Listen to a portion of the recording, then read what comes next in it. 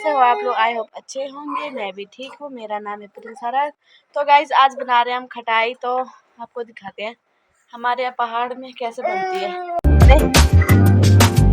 अब हम इनको छिलेंगे। ये माल्टे छिल लिए हैं, अब हम इनको करेंगे कटिंग। तो देखते हैं ये हो रही है यहाँ पे माल्टे की कटिंग। हमने इनके टुकड़े भी कर दिया। हमें नमक मिर्च मिलाना बाकी है। खीर में नमक मिर्च मिक्स किया जा रहा है। हमने इसमें धनिया भी डाल दिया है। अब खटाई खाने के लिए फोन किया और मैंने ये आ भी गई। इतने प्लेस हम लग गया है और ये तो देख सकते हैं आप।